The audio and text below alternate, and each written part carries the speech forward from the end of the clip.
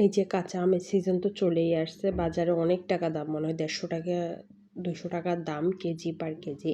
আমার মেঝো বোন গ্রামের বাড়িতে গেছিল, ওখান থেকে নিয়ে আসছে, অল্প কিছু আনছে। এখনও গ্রামের বাড়িতে অত বড় হয় নাই যেগুলো রেগুলার গাছের।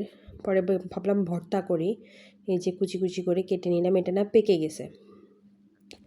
পরে আমার আম্মু কী করল, খোসাটা ছিলে পরে কুচি কুচি করে হাতেই কেটে দিল, আর মানে মেশিনে আবার কুচাবো সেটা আর করতে দিল না, সুন্দর করে কেটে দিল, কুচি করে দিল। এবার এই যে চিনি দিয়ে দিলাম, যেহেতু এখন টক বাচ্চাদেরকে দিব সেটা ভেবে একটুখানি ঝাল দিলাম, আর সাথে দিলাম এই যে লবণটা দিলাম পরিমাণ মতো। সবাই দেখেই আন্দাজ করে বুঝতে পারবেন যে কতটুকু পরিমাণে দিলাম। আমার আম্মু বলেছিল যে এই যে একটু কমিয়ে নিয়ে, আমি বললাম যে না ঠিকই আছে। আর এই যে চিলি ফ্লেক্সটা দিব, এটা এখন দিব না, কারণ বাচ্চারা এত ঝাল খেতে পারবে না দেখে পুরাটা এখন দিব না।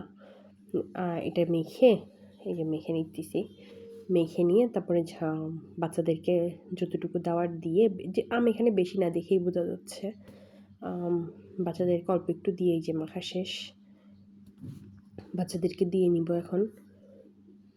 ক্যামেরা তো সবসময় অন করা যায় না, একটু অফ করে তারপর ওদেরকে দিয়ে দিলাম। দেখতে খুবই লোভনীয় হয়েছে। কে আম ভর্তা খাওয়ার শেষ, এখনও বৈশাখ আসেনি। গ্রাম বাংলায় বলে যে বৈশাখের আগে নাকি ভর্তা খেতে হয় না, আম খেতে হয় না।